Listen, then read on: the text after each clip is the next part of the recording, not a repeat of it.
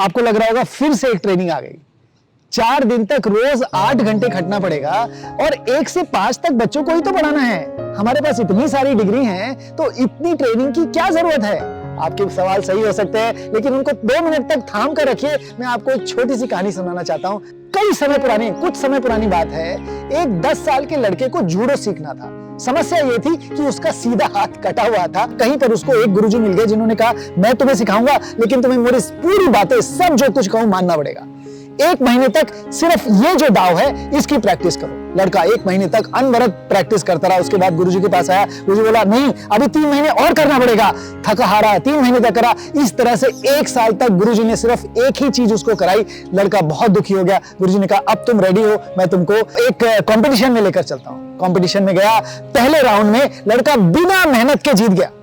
दूसरे राउंड में भी कुछ ऐसा ही हुआ। अब सेमीफाइनल था। लड़का कुछ घबरा रहा था, उसको समझ नहीं आ रहा था क्या हो रहा है। सेमीफाइनल में भी जीत गया। फाइनल में उसका मुकाबला एक जबरदस्त खिलाड़ी के साथ था। वहां पर भी वो पहले तो अपने ओपोनेंट के जो भी वार थे उसको डिफ्लेक्ट करता रहा, और अचानक जब उसका ओपोनेंट बहुत दुखी हो गया, उसने वार करा, तो उसने अपना वही जो नुक्ता प्रैक्टिस करी थी वो करके उसको धराशायी करके जीत गया। अब सवाल ये उठता है कि वो लड़का जीता कैसे? देखिए, जो दाव उस लड़के ने प्रैक्टिस करा था वो सबसे मुश्किल दाव था, और उस दाव का जो तोड़ था उसके लिए सीधा हाथ पकड़ना जरूरी था, जो उस लड़के के पास था ही नहीं। कई बार हमें लगता है कि ये संसाधनों की कमी जो है वो हमारा कटा हुआ हाथ है, और जो हमारा दाव है वो बहुत सारा सामान हमें मिल जाए, जहां से भी मिले, तब हम अपने बच्चों को पढ़ा पाएंगे।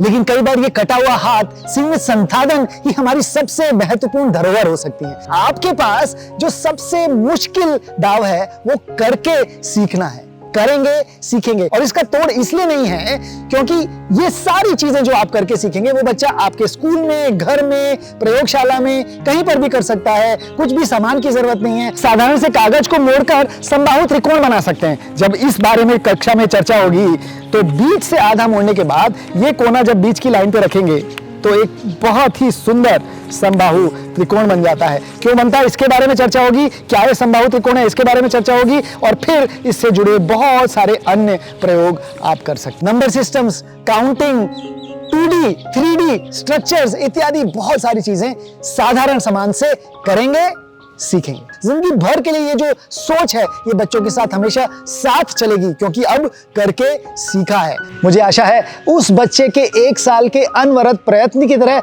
आप भी इस कार्यशाला में मन से भागीदारी लेकर निपुण बनेंगे।